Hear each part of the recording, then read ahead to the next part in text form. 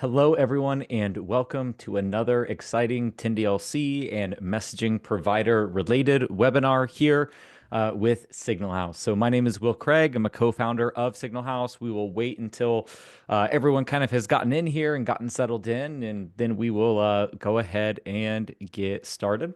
So, we'll just wait a little bit of time here, let everyone get settled in. I hope everyone is having a wonderful day. Today is Tuesday. So, for us, it's been relatively busy start of our work week, all good things in the messaging ecosystem and the messaging space. So like I said, we'll go ahead and dig in here in a minute or so once we see everyone kind of filing in. So already starting to see some people joining. So hi, hope everyone is having an awesome Tuesday and hope everything is going well for you wherever you are within the US or the larger world today. So feel free to put in the chat where you're calling in from, I guess, or watching from. So we're located in Columbus, Ohio, specifically Dublin, Ohio. It's a northwest suburb. I've lived here for a couple of years now. It's really nice. Not this time of year, of course. It's actually pretty grim in Ohio this time of year, but generally it's fairly nice. So. Well, okay. I think that was enough waffling from me to buy time. So we'll go ahead and jump in. So my name is Will Craig. I'm a co-founder of a company called Signal House. We are a messaging provider. We specifically are a messaging provider designed for CRM systems. So these are systems that are proprietary. So the company has their own internal offerings where they resell connectivity to their customers. So this would be a CRM system that different customers may use for marketing or outreach, whatever the case may be. We can power that outreach.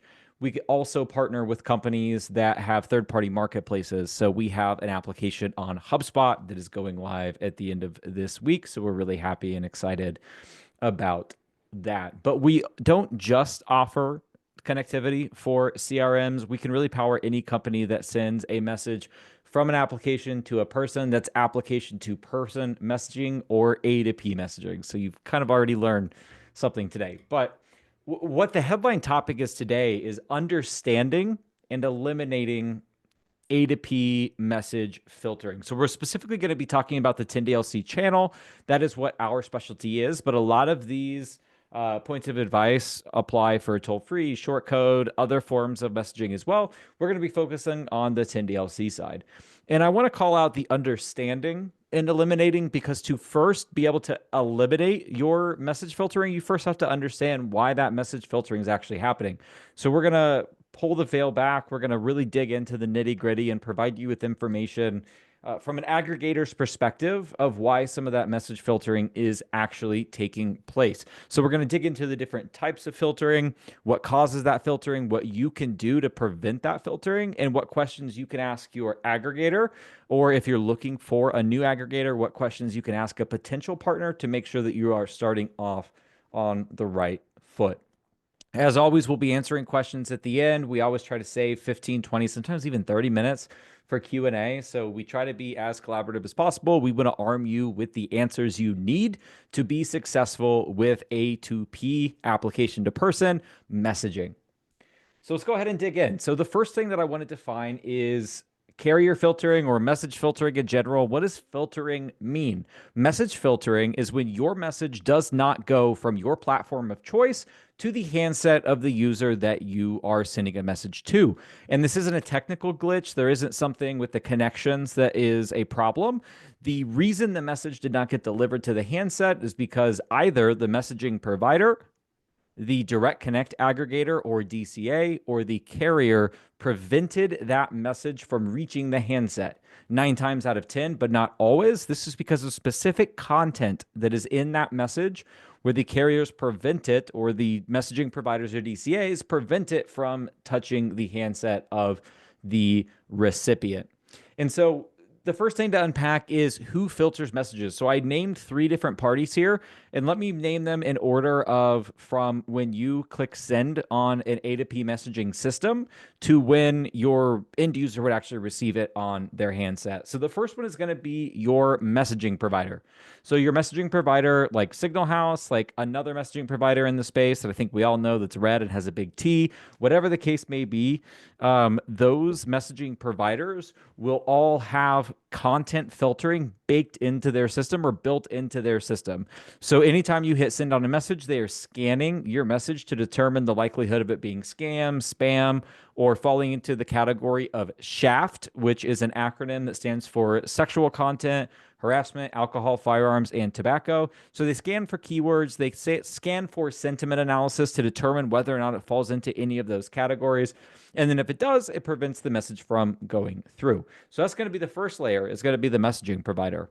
One up from that is the Direct Connect Aggregator, or DCA. Now, we talked about DCAs in a couple other webinars before. So if you don't know what a DCA is, pause, go back to another webinar that we have, particularly our first webinar. We really dug into all of the mechanisms behind 10DLC messaging.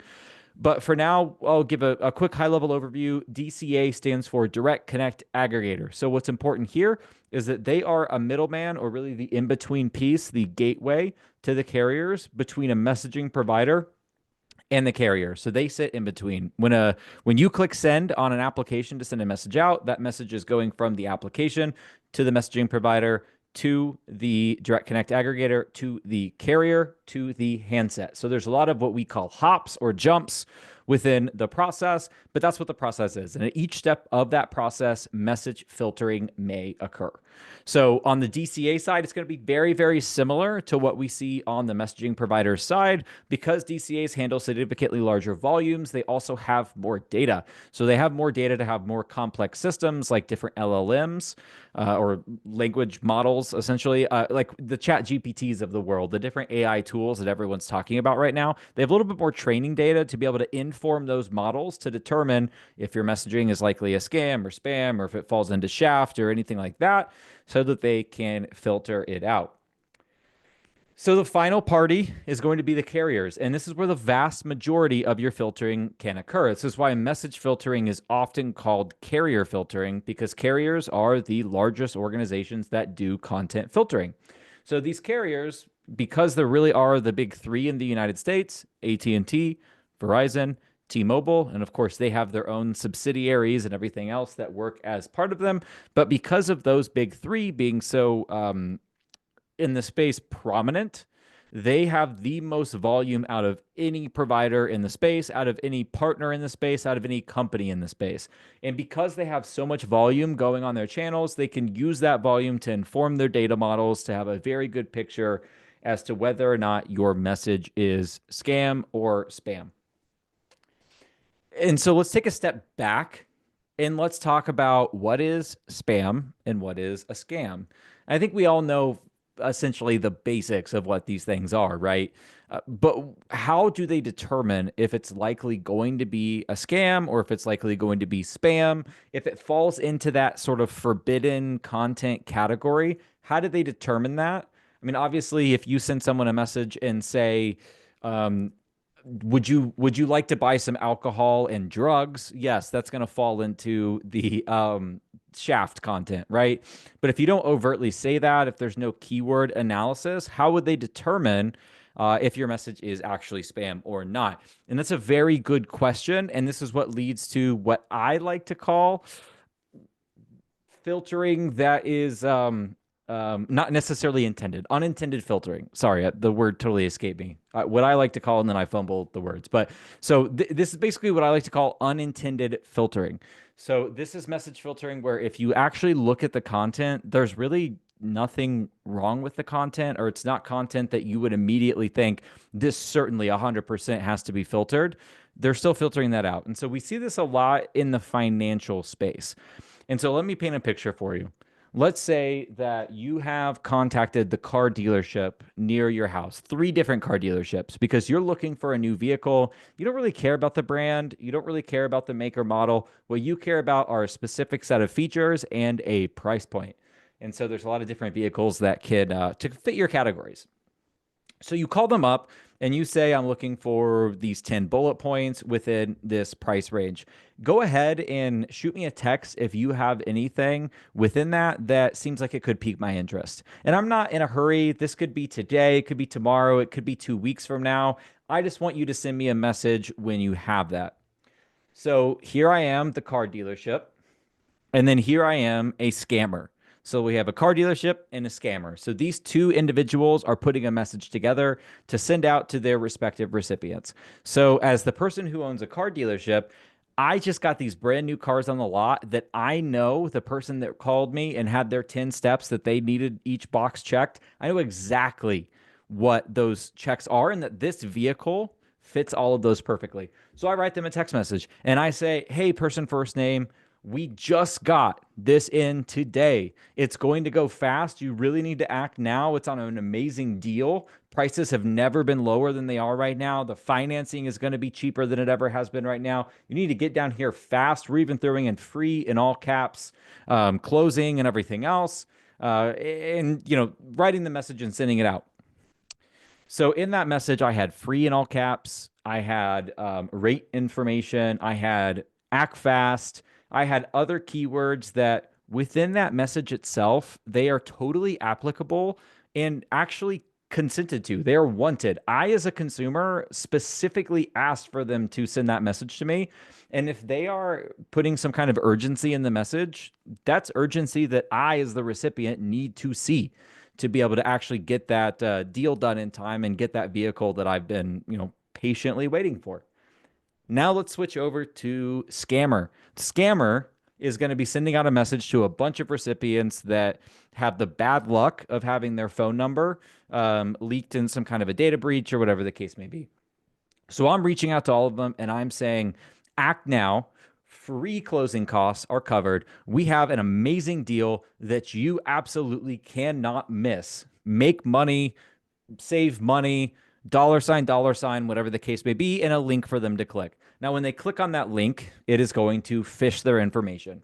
Now, if I am processing billions of messages per day as a carrier, or millions as a messaging aggregator or a DCA, and potentially billions as a DCA as well, when I'm looking at those messages, when my content filters are looking at those messages, it's pretty clear to see how those two could be confused, especially with massive amounts of volume and running an algorithm that is just saying, are these keywords in here sufficient to warrant me filtering the message as a scam or spam? So we can see that those messages are very similar. The likelihood that both of those are going to get filtered is actually relatively high based on the content and based on the fact that, again, they are very similar, and one of them is actually harmful content. And so there's two things to learn from this brief example. So the first one is that these systems are not perfect. There will be unintended filtering that occurs because you are sending out a message to your customers. The second thing that we can learn from this is how to avoid some of this content filtering. So if I, as the car dealer, the scammer is going to send out the same type of messaging over and over and over again because that's how they make their money, is scamming hardworking individuals like you and me.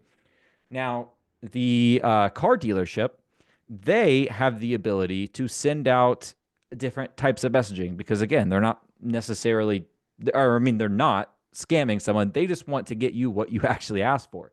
So we can say, hey, person first name, the vehicle that you want is on the lot right now. Please come check it out today. I won't be able to hold it for you forever. Would love to do a test drive. That's a message that's not going to get filtered, or it's unlikely that it would get filtered. I can't 100% say it won't get filtered, and we'll get to that later on, of course, when we talk more about unintended filtering.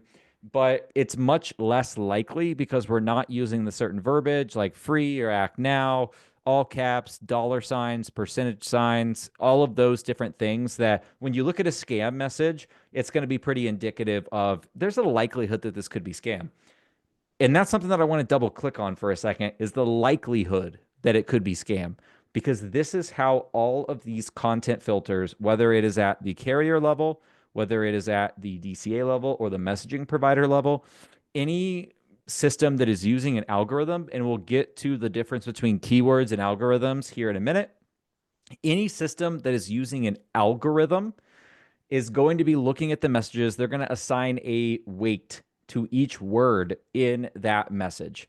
And the likelihood that that message is going to be scam or spam, they have a threshold here. If the sum value of all of the attributes that we've put on each of these words of the likelihood that it's scam. So let's say there has to be a 60% likelihood that it's scam. If we have free, act now, all of these other keywords, one of them might be a 5% chance, one might be 10, 20, etc. When you add all those up, if it's more than 60%, it's likely it's going to filter out that message because they just can't risk it. And so they're training these models with known scam and spam messages so they can pick out the keywords that are most commonly associated with that. So, what your job is as a content marketer or someone that's trying to actually create content, drive conversations forward, have good opted in conversations with the people that are in your network and that are your customers. The number one thing that you can do is review your messages, take out any pushy language, take out any financial related language that you don't need to have in the message. Now, if you're talking about a car loan, you may have to tell them what the rate is that you're able to offer. But if I'm doing that type of messaging, I'm going to split it out into separate messages. Yes, person first name, we are able to get you that rate.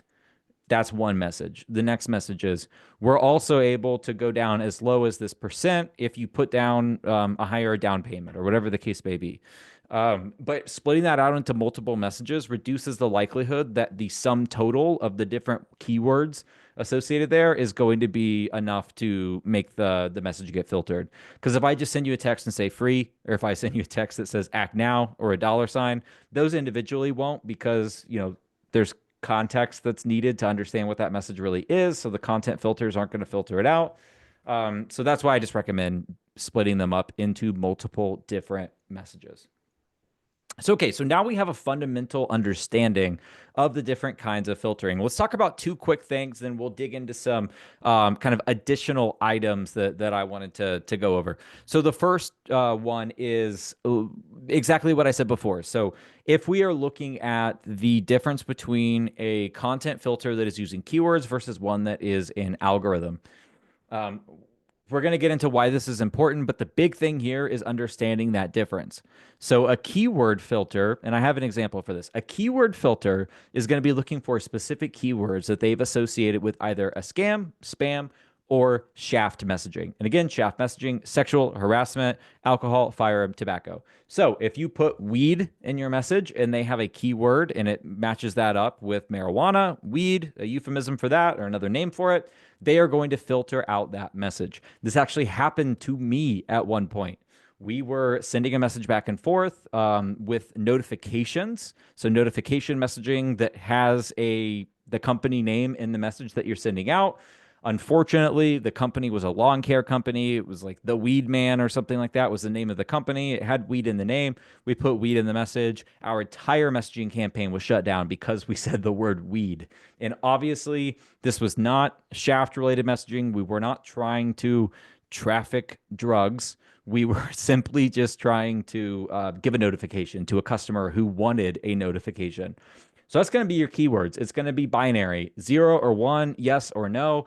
Is this a banned word? If yes, we're filtering it out. A lot of swear words will work this way as well. If you have swear word content filtering, then you have to watch what you say, because if you say a 4-letter word, your message will get filtered. This is how those content filters that are looking for a specific keyword work. The algorithms are going to work like we talked about before, where they are going to be looking at training data that is showing specifically this is a scam message. Look at the characteristics of millions of these scam messages, find commonalities, use that to determine the likelihood that any other messages sent through are also going to be a scam or a spam. And so I say all of that to say, here's some questions that I would ask my aggregator if I were someone looking for a new aggregator and wanted to avoid content filtering. The first thing I would ask is, do you have content filtering in place? I would ask the aggregator that directly.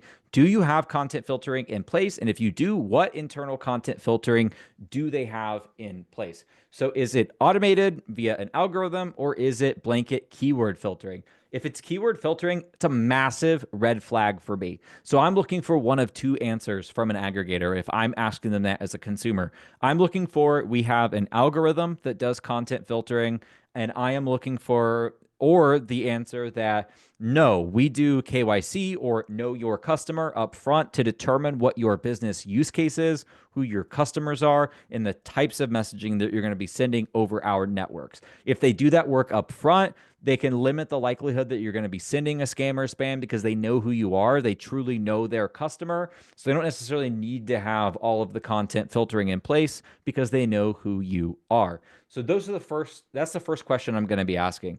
Because, and this is the key point, if you take one thing away from this webinar, I want you to take this away. And that is that some content filters will be stronger than other content filters. Company A could have stronger content filtering than company B. So here's the second question that I'm going to ask. Has your company been subject to fines or penalties for content in the past? If they say yes, unfortunately, we were dinged by X upstream company because of some content filtering, we have, made some changes on our end to make sure that that doesn't happen again. If I get that answer, that's also kind of a red flag for me. And the reason is because they are going to be trying to protect their brand, protect the upstream partnerships that they have established, and they are going to have stricter content filtering. And so here's kind of the light bulb moment. And here's the thing that I want you to really take away from this webinar is that you could be sending the same exact content with messaging aggregator A, messaging aggregator B, complete A/B test. You could have higher deliverability on one aggregator than the other. And it is solely down to the strength of their content filtering that they have internally, or the strength of the content filtering that their upstream partners have internally. Because again, these messaging providers are going to be using a DCA to connect them to the carriers, and each DCA is going to have its own content filtering in place.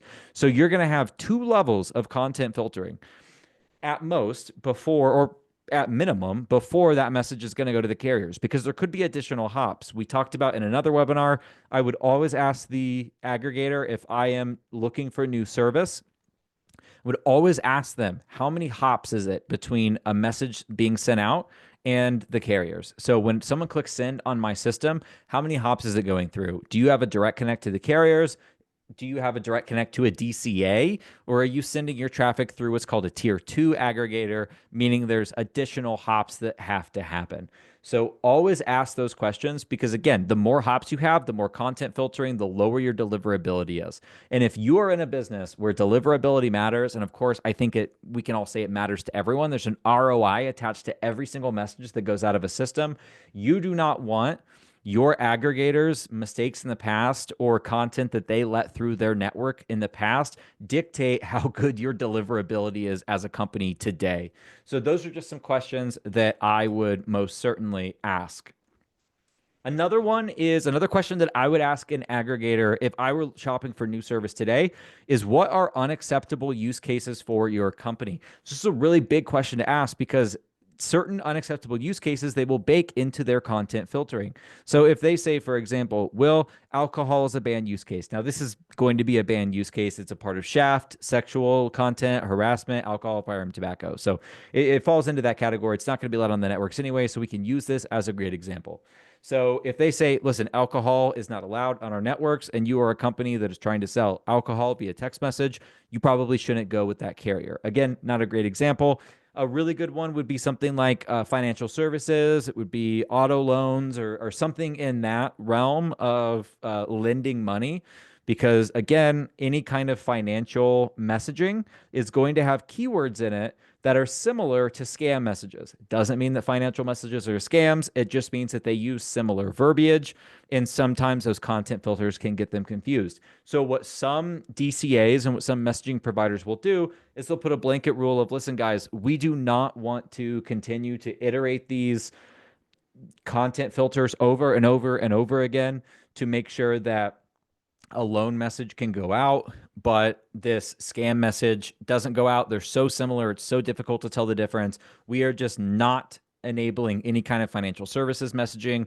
We're not doing any of that. That's something that they might say, but you need to know that if that's a part of your business prior to you prior to you signing up with them. And so that's another question that I would ask. What are those banned use cases? How do you determine if it's a banned use case? Again, is it content filtering via keywords? Is it an algorithm? How do you handle that internally at your company to determine if it is traffic that you want to have on your airways? Last question that I would ask, and we're going to introduce a topic here, is do you actively monitor for drift content, and how do you monitor for drift content? So we've talked about content filtering, we've talked about keywords, we've talked about these other ways where messages are filtered. Now let's talk about drift content. Drift content is defined as content that drifts or is not in line with the use case that you have registered for your campaign. So as an example, I have a 10DLC campaign that is a customer care campaign. I start out this conversation by having customer support related conversations with my customer. My customer then asks me a question about their message deliverability. I know that we have this product internally that is actually perfect for their specific use case right now. I am not trying to sell them something. I am informing them of a product that we have that would solve their use case. They're interested. They ask for pricing. I deliver that pricing. I let them know this could really be a good thing for you. When did that cross over to marketing? Did it cross over to marketing? If you have a very strict content filter in place for drift content and they determine that your customer care or your customer support messaging has drifted into more so marketing through organic conversation, they could shut that messaging down. I have actually seen some providers, and this is a true story, I've seen some providers shut campaigns down completely because an organic conversation drifted from customer support to marketing. So, first key thing here, if you know that you're also going to be doing some selling with your campaigns, always go to a mixed use campaign. If you're sending less than 6,000 segments a day, that's going to be a low volume mixed campaign. Choose customer support, choose marketing, choose notifications, whatever that umbrella of the type of content that you're going to be sending, make sure you're protected for that. Make sure it will not get considered drift content. If you are over 6,000 segments a day, get a mixed use standard campaign.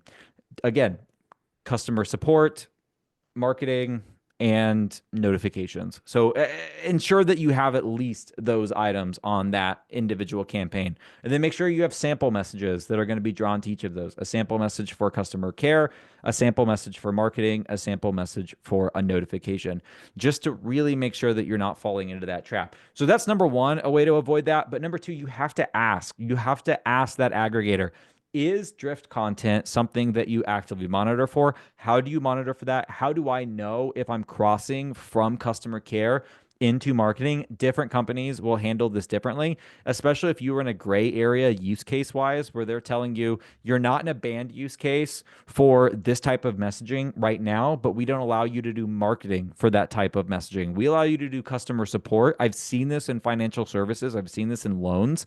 They say you can do customer support for this. You cannot do marketing for this. And these are aggregators. These are messaging companies that we've all heard of and that we all know are the ones that I've kind of seen that sort of line in the sand. If it transitions into marketing, we don't really want that on our airways. So it's going to be really difficult for you to navigate that. It's going to be difficult in the course of having an organic conversation, which is what 10DLC does so very well, is enable organic conversations. It's going to be really challenging for you to navigate that. I would go away from a company that is telling you, we actively monitor for drift content. If we determine that that is going to go from compliant customer care messaging to marketing messaging, we're shutting that off. So I would be very hesitant to go with a company like that, or I would at least sit down with them and walk through your use case and really determine with them whether that's going to be a good relationship moving forward or not.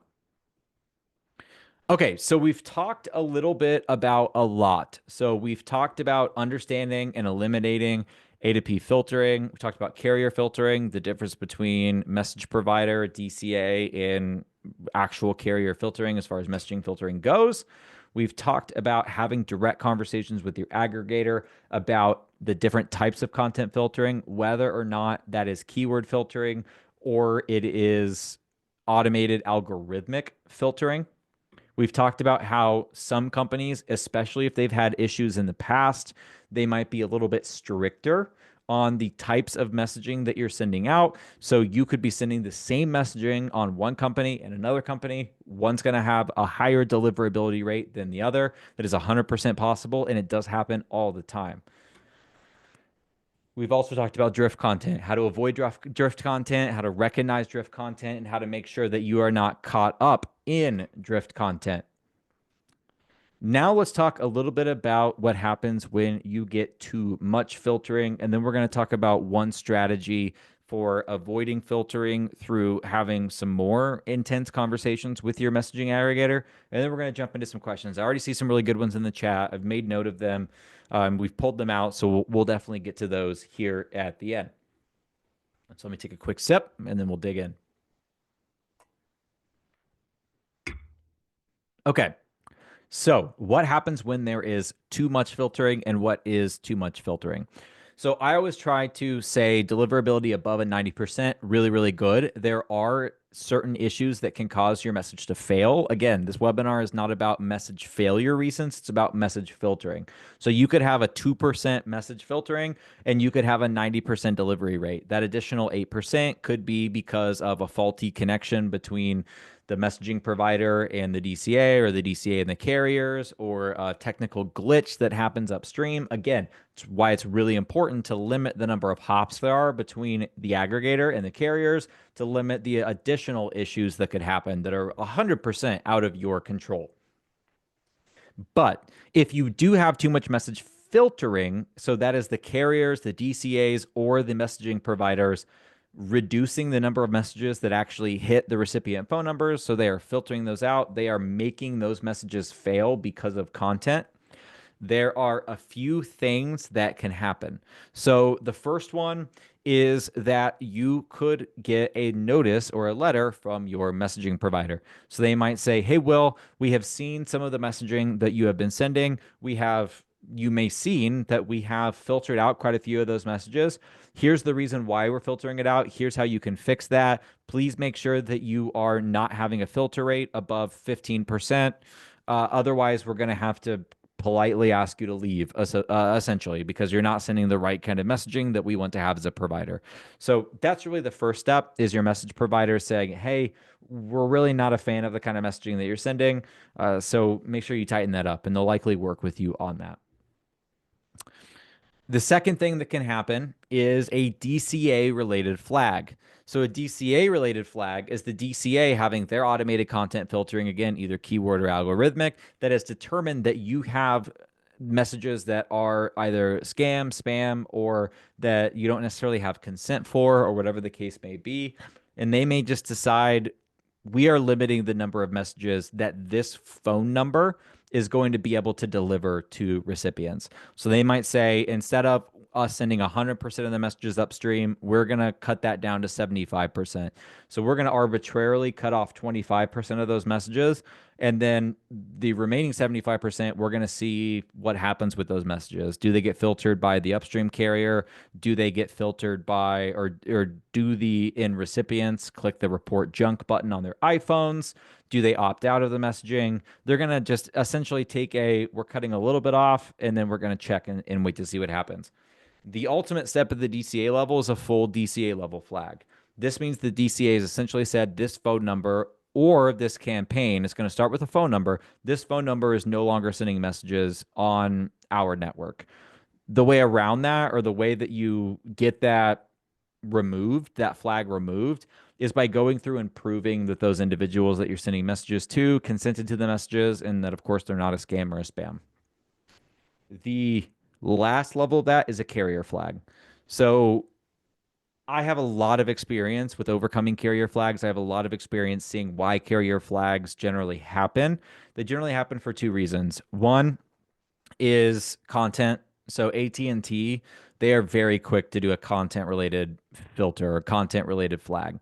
So they're going to be the quickest. They have their finger on the trigger more than any other carrier when it comes to content related items. So they're going to filter that out. If they determine that that message is likely a scam or a spam, they're going to filter it. So you're going to get higher filter rates on AT&T for content. when you get a carrier flag, and for T-Mobile, you can also get carrier flags. You can also get carrier flags for Verizon. I generally see the most carrier flags on AT&T, second most on t T-Mobile, and so I see the most on AT&T, the second most on T-Mobile, the third most on Verizon. And there's a pretty big gap between 2 and 3. I don't see a lot of Verizon flags. I do see quite a few AT&T and T-Mobile flags. Now, the good side of that is that when it's an AT&T flag, generally a conversation with your aggregator, who is then going to have a conversation with your DCA, who is then going to have a conversation with the carrier.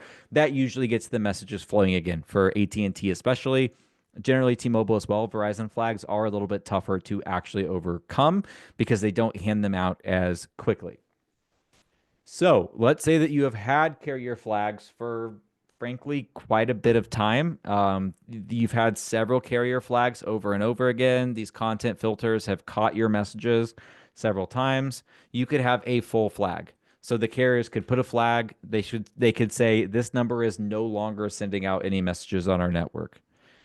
A step above that is saying this campaign, so whatever campaign you have registered, your 10DLC campaign, this campaign is no longer sending messages on our network.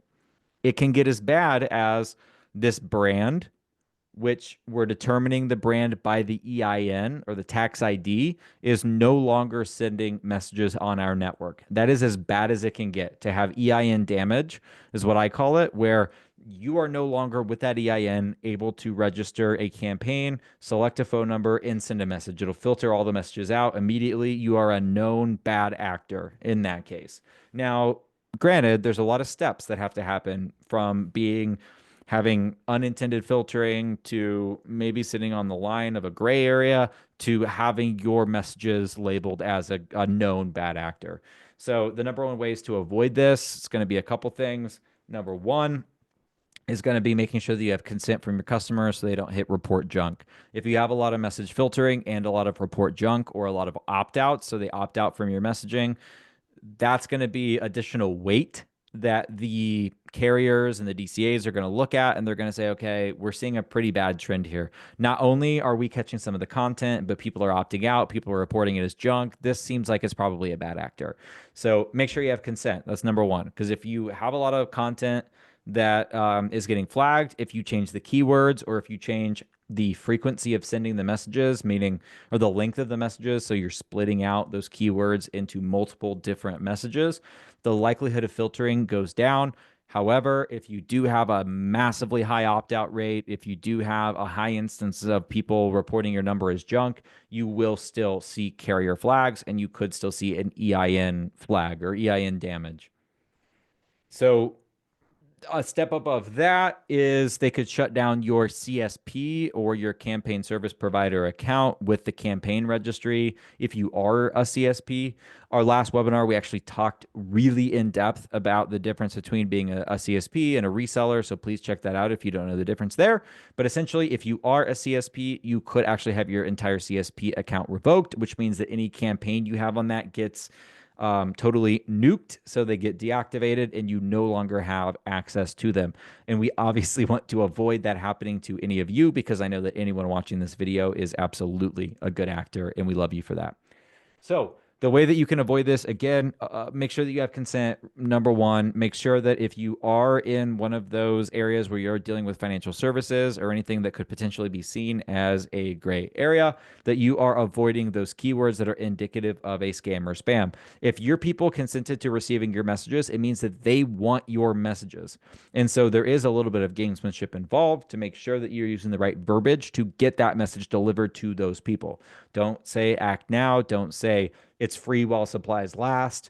Don't have all caps. Don't have percentage signs and dollar sign and everything else in the message that a scammer would also likely send. If you read your message that your user or your recipient actually consented to, and you look at it and you say, yeah, I could see how a content filter would see that as a scam, rewrite it. Rewrite the message, remove those keywords, split it up into multiple different messages. You do not want your message to get looped into those bad actors.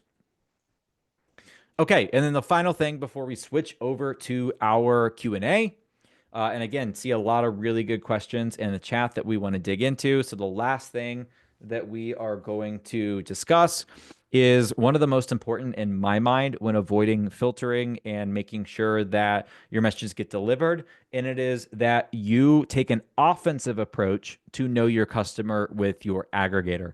So, what does know your customer mean? Know your customer just essentially means that as an aggregator, you should have a really good idea of the type of messaging your end users are sending on your network. It's the great way to avoid everyone in the ecosystem having issues, because if every single provider and if every single building block that leads up to the end user handsets with the carrier network, if everyone knows their customers and they're fully aware of the messages that are being sent, the likelihood of scams, the likelihood of spams, the likelihood of bad traffic goes down tremendously.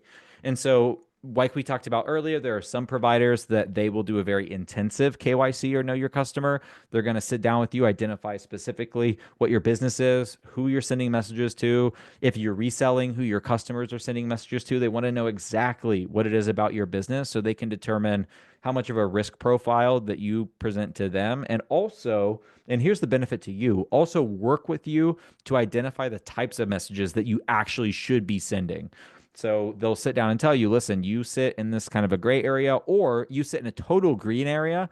What you're sending here is actually perfect, but let's tweak some of the verbiage because the way that you're positioning this can be similar to known scam messages. And so they're either going to do that KYC, or they're just going to have pretty intensive content filtering in place. If it's the latter, I would be on the offense with KYC, and I would create what I call a use case with your aggregator. Take your account executive, take your account executive's boss, take anyone that you absolutely can in a meeting, sit down with them and tell them exactly who you are, how you operate your business, all of the use cases of messaging that you're going to be doing, how people opt in, how people want to receive the messages from your company, and the types of content that you are normally sending. And ask them directly, is this message in danger of getting filtered? Is this messaging content something that I should be concerned about, or that I should educate my team on better ways to send the message? Work with your aggregator. And I would even ask them, put a note in my file that this is the type of messaging that we send, and make sure that you tweak that content algorithm or keyword search, whatever the case may be. Let's make that a little bit more lax with our account. You can certainly ask that. Not every aggregator has that capability built in or will actually be willing to do that, but I would still approach it. I would still talk to them, because if they're not willing to turn down the strength of their content moderation after you've shown that you're a good actor and that you've really opened up your system to them and show them specifically how you're going to use it, that might not be the partner for you. And so I would absolutely ask those questions. Deliverability directly translates into the amount of opportunities that you have, the amount of business that you can drive, your net margins, your gross margins, and how much business you can do. It is so critically important that your messages get delivered. And so I would be on the offense with asking those questions. Okay. So that was a lot of information, and we have a lot of really good questions in chat.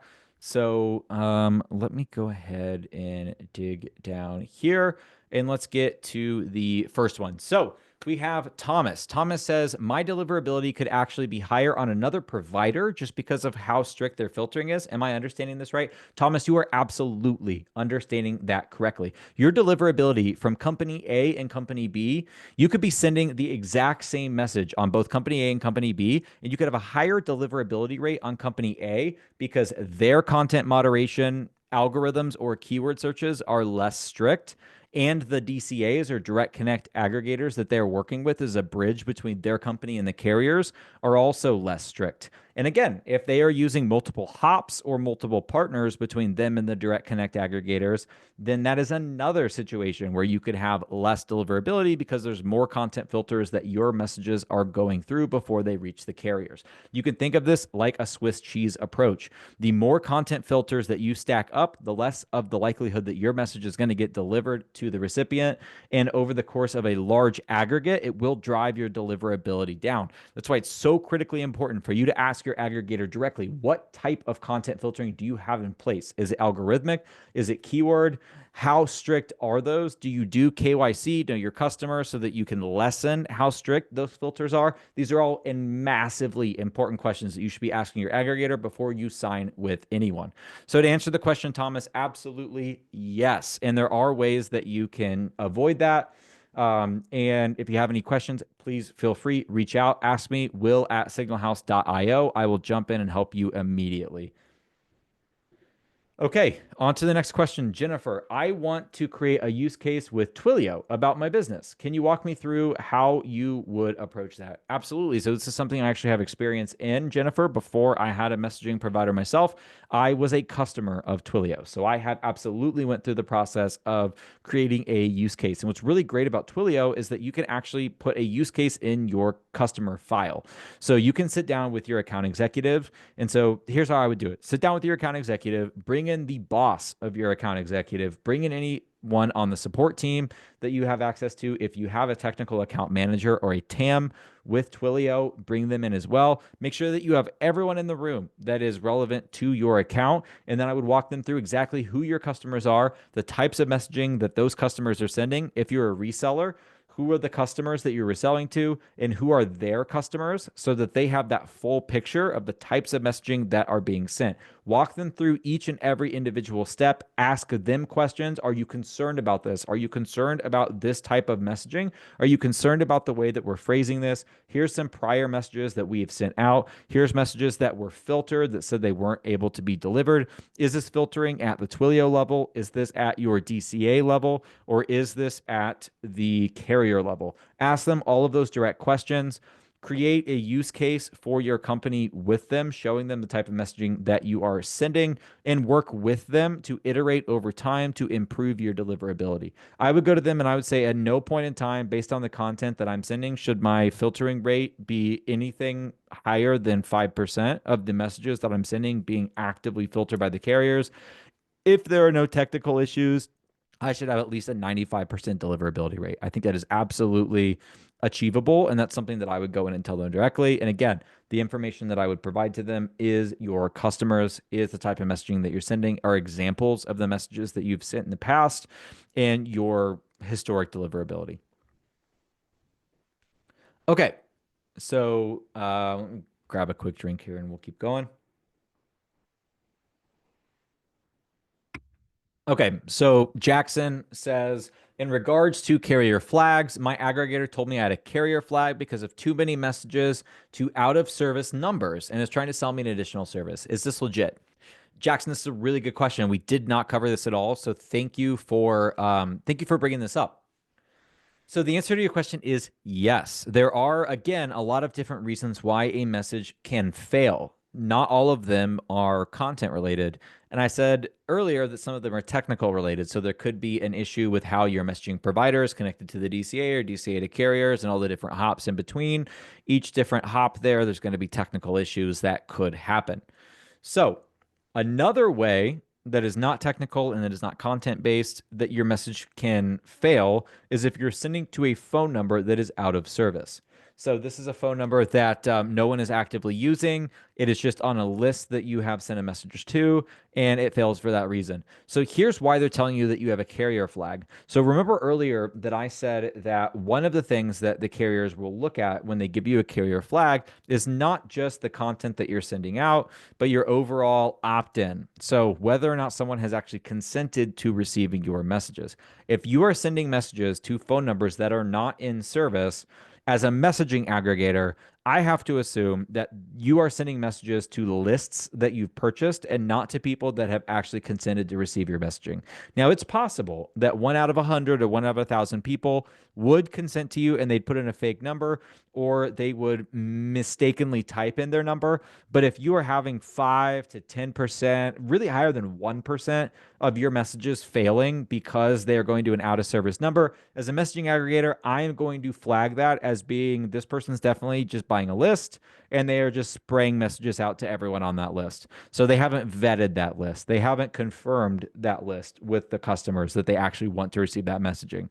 And so that, in conjunction with your opt-out rate, in conjunction with your failure rate from a content perspective, all of those together could lead me to think this guy's sending out questionable content to people that probably haven't consented to it. So I am going to flag that traffic as being potentially not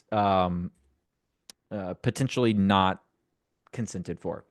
So, short answer is absolutely, Jackson. That is a legitimate thing that your aggregator is telling you. Is the additional service legitimate? Jackson, that depends on what the additional service is. I'm not familiar with what aggregator you're actually working with. Send me a PM and I can run through that. I'm pretty familiar with all of the different services that they offer. There's P&V, phone number verification, could be something that they're talking about here. Again, shoot me a message. We can review specifically the message that your rep there or whatever the case may be told you, and I can kind of help guide you through that process. Would actually be more than happy to, Jackson. So shoot me a message, will@signalhouse.io. Okay. So Chantel says, I was told the reason I had poor deliverability was because of opt-out rates. Does that make sense? So yes, it does.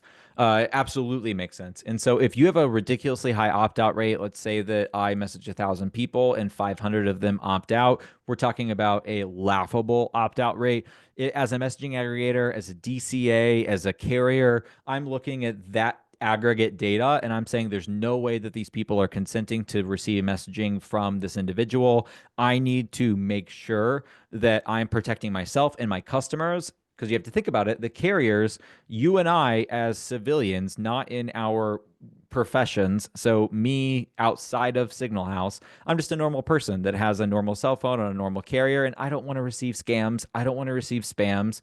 Anytime I receive a message that is clearly something I didn't consent to, I don't like it, right?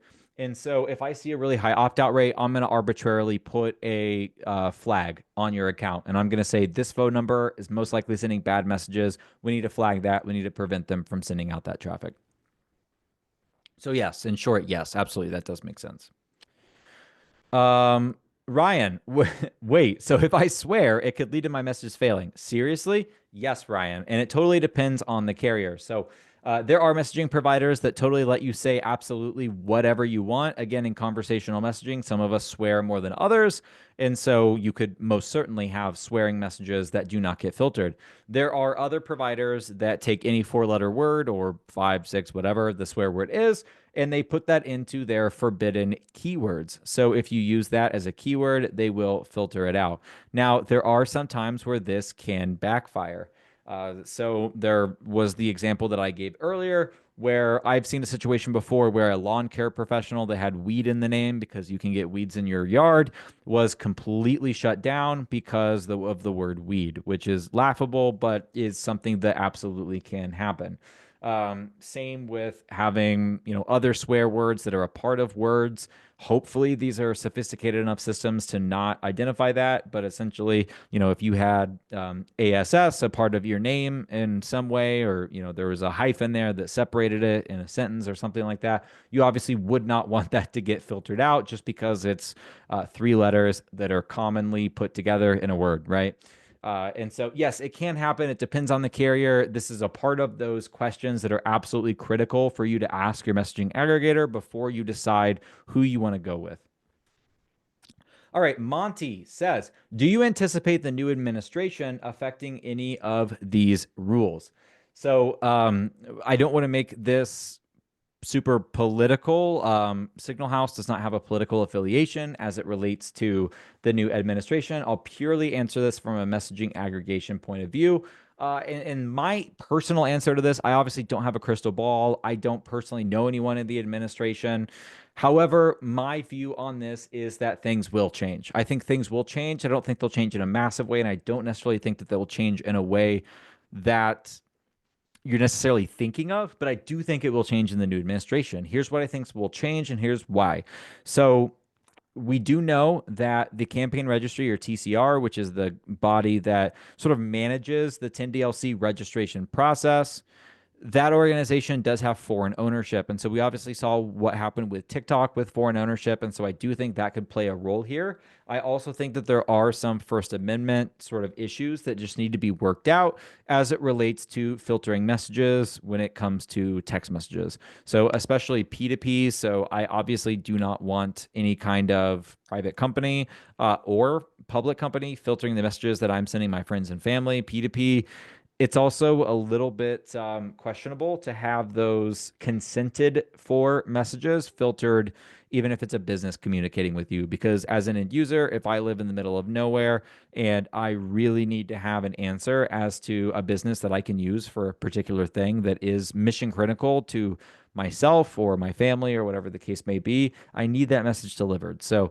I do think that there are some First Amendment arguments and some free speech arguments that will be brought up. And I also think TCR could slightly change based on the foreign ownership. It at least might have to be sold to American ownership. Um, so maybe not necessarily the answer you were looking for, but I do think that it will change a little bit, but I don't think it'll change a lot. So Paris, and actually, Ryan, I want to, or sorry, Monty, I want to I want to dig into one specific part of this. Um, and it is that I actually see the 10DLC process outside of the new administration. So this would be regardless of who won the election. I do see this process getting stricter over time. And the reason why I say that is even if the requirements for getting a 10DLC campaign registered never change from where they are now, I do think, and I have heard some rumors in the industry, and so I'll just tell you that now, because again, we're an open book here at Signal House. We want to inform, we want you to be as informed as possible when you're making a purchasing decision, and we want to help you through that process. So I will be as forthcoming as possible when I say that 10DLC is a pretty young channel. It's the only channel right now that does not have yearly reviews of the campaigns that you have registered. So it's really just a one-time thing, and it is somewhat easy, especially in different states that you live in. I would never tell you how to do this, frankly, but it is fairly easy to um, create a campaign when you may not necessarily represent that organization. It's all I will say about that. I do think that will get stricter. And I also think that there will be yearly reviews to help avoid some of the business to consumer spam and scams that we have seen. This also cuts down on people using A2P as a way to impersonate a business and scam people. So we have also seen that as an issue. So I think that we will see yearly reviews. I think that we will see some more stringent review processes, but I really don't think that that has a lot to do with the administration. I think that just has to do with the inertia and the momentum that is behind the messaging industry right now. Okay, so Paris, and we have two more questions here, and then I will let you go. I know we're kind of coming up on an hour here. Paris says, so filtering is one reason why my delivery rate is not perfect, but how else can messages fail? Is filtering the only way? So we covered this a little bit. Filtering is not the only way. I bucket them into three different ways that messages can fail. They can fail for content, so this is filtering. They can fail for technical reasons, which would be the situation where this carrier doesn't have a great connection to that carrier, so the message just ends up failing. It can also because of too many opt-outs or because of the drift content. So opt-out drift content, essentially, it's still kind of content, but it is sort of in a bucket off onto its own.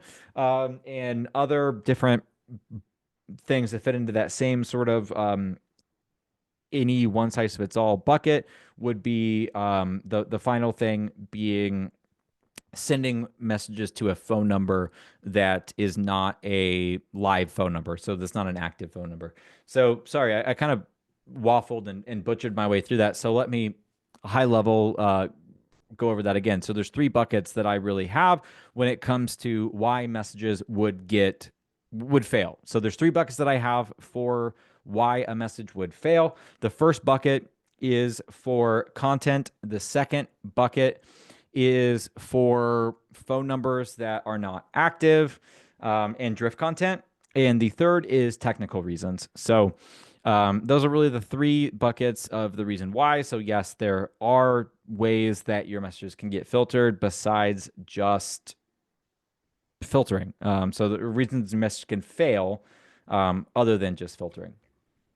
So yeah, sorry that it took me such a struggle to get through that, Paris. I apologize. So final question. Hector says, do the carriers associate a score to your campaign? Can I get filtered more because I was filtered at all? So this is a really interesting question, Hector, and you're really thinking very in-depthly about this. And the answer is probably, but I'm not 100% sure. So I can tell you that if you have been filtered in the past for content, yes, you most certainly could get filtered more. The leeway that they've essentially given you is not as much as a fresh number. Um, However, I wouldn't necessarily say that there is a direct score. If there is, it's a proprietary score that is associated with that algorithm that the carriers are using. So they'll have an algorithm potentially for the keywords that you're using in the message and for what is the overall sort of filtering likelihood of, or spam, scam likelihood of this phone number based on past experiences with this phone number. So I do know that there are certain there is a score range. There is a like 1 through 5 score range for phone numbers industry wide. This is something that an organization called Net Number, which we won't dig super deep into today, but you can think of this as the like IP addresses of telecommunications companies. They help routing all of the messages, both P2P and A2P. So Net Number does have their own kind of proprietary way of scoring numbers, where if it's a number that's not in service, it's going to obviously have a score on one polarity. Whereas if it's an active number that is sending messages and those messages are clean messages, they don't get highly filtered and everything else, then you're going to have a score on the other side of the spectrum. So the short answer is yes, kind of, but those scores are proprietary and I can't tell you a lot about them because these are black boxes that a lot of people don't necessarily know a lot about. So, we've said a lot today in this webinar. Thank you all for joining. Again, understanding, eliminating A to P filtering, give a super, super high level closing to this. So, carrier filtering generally is based on content.